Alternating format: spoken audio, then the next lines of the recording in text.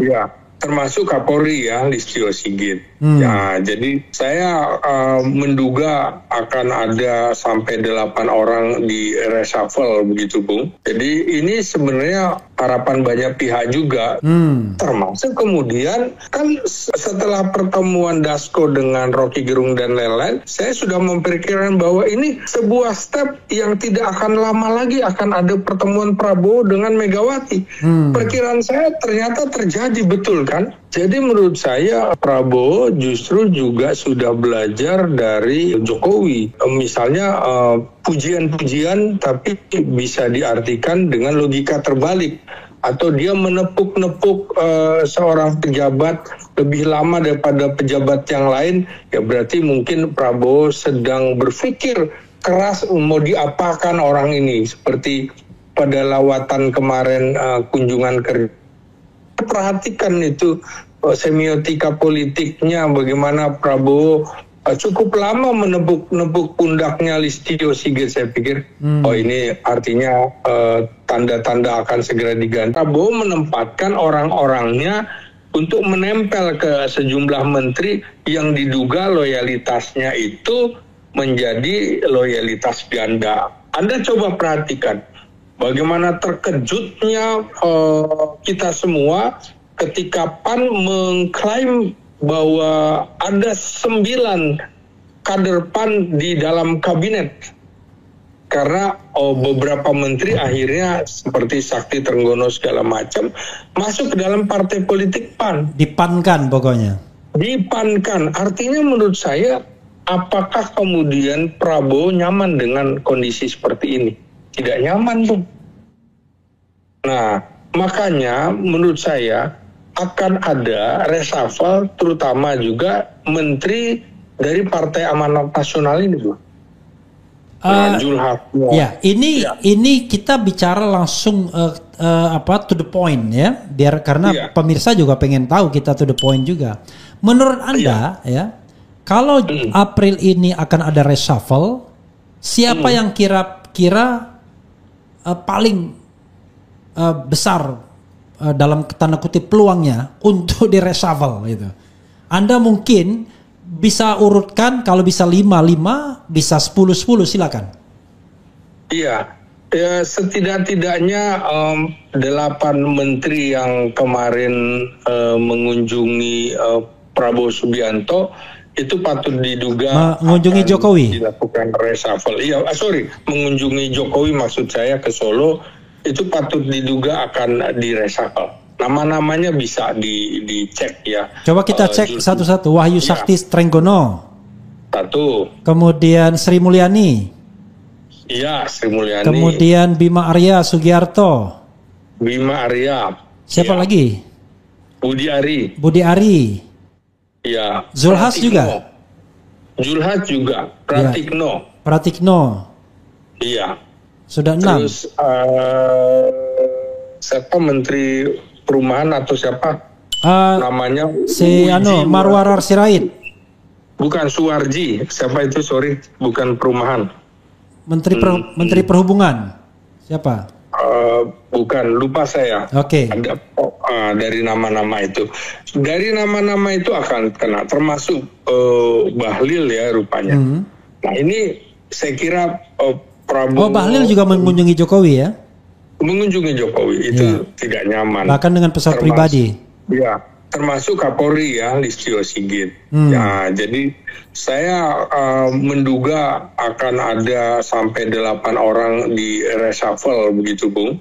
Jadi ini sebenarnya harapan banyak pihak juga gitu ya. Nah, kemudian menurut saya situasi yang seperti Anda katakan, pertemuan Dasko dengan Sahganda Nasution, Jumhur Hidayat. Sahganda Nenggolan belum berubah namanya.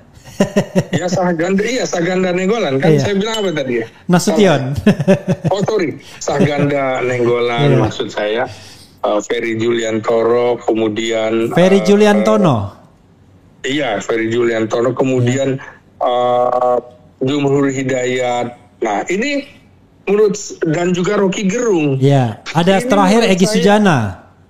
Ya, menurut saya ini kan menarik bagaimana pertemuan Dasko dengan kelompok yang disebut dengan kalangan oposisi, begitu ya? Ya. Nah, salah satu simbol. Kalau Ferry Juliantono tidak oposisi karena dia orang Gerindra kan? Ya, itu kan dampingi Dasko kan, gitu maksud saya. Nah, Rocky Gerung itu kan belakangan kalau kita ingat pertemuan Prabowo dengan 6 wartawan senior itu kan ada yang menyebut saya bajingan tolol gitu ya. Kalau publik justru ingat bajingan tolol yang dimaksud oleh Rocky Gerung bukan kepada Prabowo Subianto gitu ya. Dia salah dia itu kepada Jokowi sebenarnya. Iya, barangkali pertemuan antara Dasko dengan Rocky Gerung CS itu untuk menyamakan bahwa yang dimaksud itu bukan Prabowo tapi Jokowi begitu. Nah, artinya memang kelompok atau orang-orangnya Prabowo ini sedang menggalang penggalangan terhadap kekuatan-kekuatan yang berseberangan dengan Jokowi. Termasuk kemudian kan setelah pertemuan Dasko dengan Rocky Gerung dan lain-lain, saya sudah memperkirakan bahwa ini sebuah step yang tidak akan lama lagi akan ada pertemuan Prabowo dengan Megawati. Perkiraan saya ternyata terjadi, betul kan? Nah, terjadi. Apalagi kemudian ketika Didit Prabowo itu menjadi utusan dari Prabowo untuk mengunjungi Megawati dan Jokowi. Saya sudah perkirakan juga, berarti ini ada sesuatu yang membuat Prabowo tidak enjoy. Prabowo tidak akan mengunjungi Jokowi di bulan Syawal. Ya, bulan Syawal ini udah hampir habis nih kan, Bung. Tanggal 30 udah habis kan.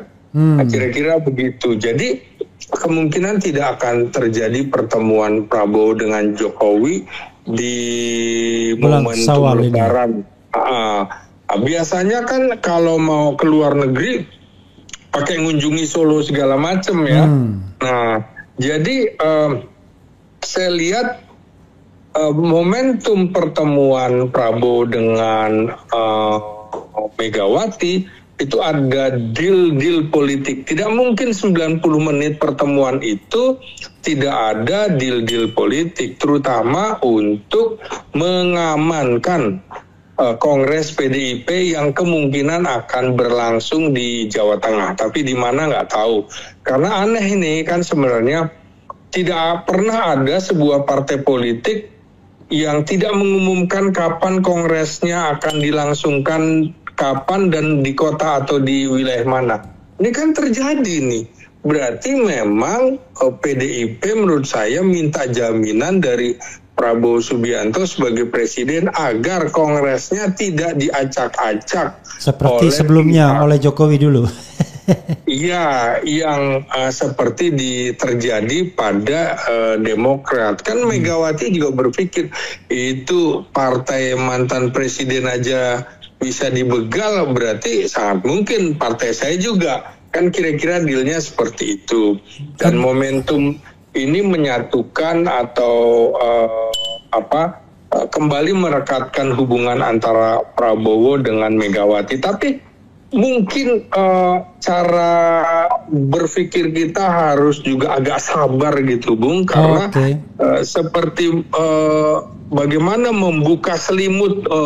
Karena ada musuh dalam selimut itu ya Jokowi itu. Jadi pelan-pelan jadi harus sabar cara-caranya. Jadi situasi-situasi ada dugaan ijazah palsu dan segala macam itu menjadi hiruk-pikuk dinamika politik kita yang akan terus menggerogoti Jokowi hingga akhir hayatnya, karena itu tidak akan selesai begitu, Bung.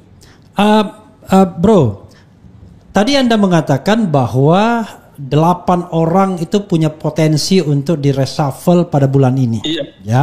Iya. Dan itu tentu pengamatan Anda. Tapi kalau kita misalnya lihat gerakan Prabowo, saya surprise. Ternyata Prabowo bukan, dalam tanda kutip, bukan raja tega. Ketika dia membentuk kabinet, semua orang diakomodir sama dia. ketika dia mau menyingkirkan orang seperti Hasan Nasbi, nyingkirkannya juga pelan-pelan, nggak diganti, tapi digeser wewenangnya. Ya, dengan sikap yang seperti itu, Anda masih yakin akan terjadi reshuffle terhadap 8 menteri setidaknya, ataukah nanti akan terjadi sebuah situasi di mana menteri itu kemudian dikomunikasikan dulu, setelah di reshuffle dikasih jabatan lain seperti dulu Zainuddin Amali kan mundur, tiba-tiba dijadikan komut atau komisaris dari Bank Mandiri yang kita tahu penghasilannya mungkin rata-rata dengan bonus bisa 1 miliar per bulan, lebih gede daripada gaji menteri. Gimana, Bung? Iya. Jadi menurut saya Prabowo justru juga sudah belajar dari Jokowi. Misalnya pujian-pujian tapi bisa diartikan dengan logika terbalik. Atau dia menepuk-nepuk seorang pejabat lebih lama daripada pejabat yang lain, ya berarti mungkin Prabowo sedang berpikir keras mau diapakan orang ini. Seperti pada lawatan kemarin kunjungan kerja, perhatikan itu semiotika politiknya, bagaimana Prabowo cukup lama menepuk pundaknya Listio Sigit. Saya pikir ini artinya tanda-tanda akan segera diganti. Sama dengan dia memuji-muji Bahlil segala macam ya, tapi dengan ledekan gimana Bahlil Menteri Investasi. Jadi Anda menganggap itu bukan sebuah keakraban akan mempertahankan, tapi itu sebuah sign ya, sebuah warning bahwa ini orang bisa diganti gitu ya. Iya, saya akhirnya seperti itu. Pola seperti logika terbaliknya Jokowi gitu kan. Jadi kira-kira seperti itu. Karena kita juga memang momentumnya bisa bergeser, Bung Refli, karena kita kan sedang menunggu nih kapan Kongres PDIP akan berlangsung. Apakah bulan April ini atau bulan Mei? Karena itu terkait dengan kemudian Megawati sudah mempasrahkan dirinya, apabila kader terbaiknya mau diambil untuk pemerintahan, monggo-monggo aja, kan begitu.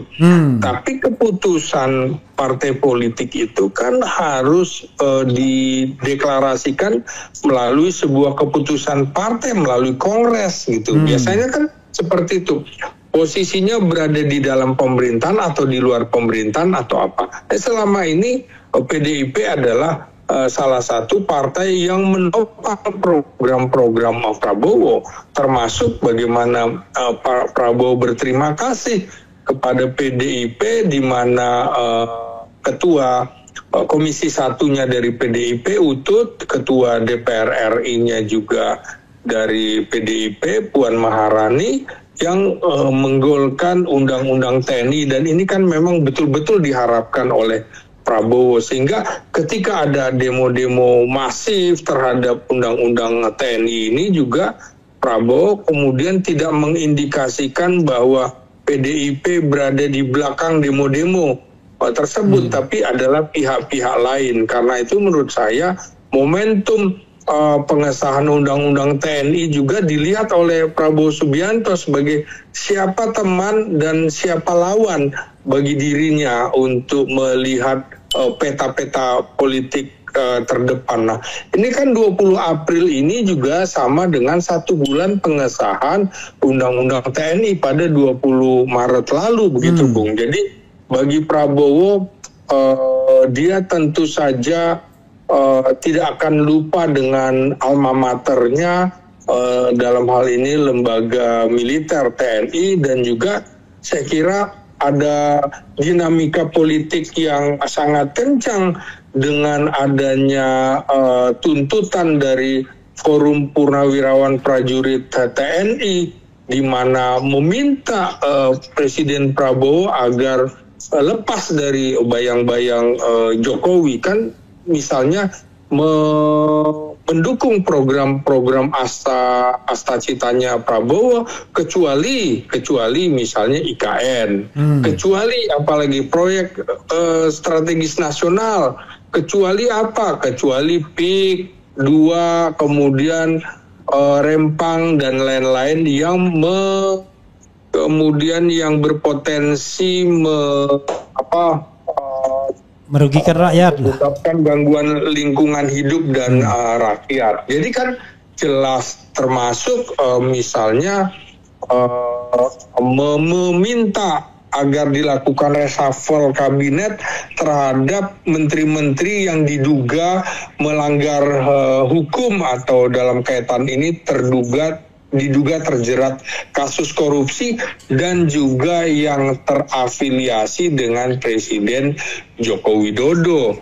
Dan yang terakhir kan sama, poin ke-8 yang juga mengerikan, berani sekali menurut saya untuk mengusulkan Gibran mengundurkan diri apa mencopot Gibran. Saya kira ada dinamika politik di bulan Syawal ini yang paling heboh ya ini, antara lain dukungan para purnawirawan, hitungan saya ya sekitar 200-an perwira tinggi ditambah 91 kolonel, dan tokohnya yang mengejutkan ada jenderal yang menjadi anutan TNI saat ini, yaitu Jenderal TNI Purnawirawan Trisutrisno yang pernah menjadi Wapres, Panglima ABRI, kemudian juga Kasat, Wakasat, Pangdam Jaya, Pangdam Sriwijaya, Kasdam Udayana, lengkap lah. Dan ini kan tokoh yang bersahaja dan paling senior, usianya 90 tahun, gitu, dianggap yang paling senior, begitu Bung. Ini tentu saja sebuah tamparan juga bagi Prabowo Subianto, ditegur oleh seniornya dan rata-rata penanda tangan itu usianya sudah 70-80 tahun, Bung Refli.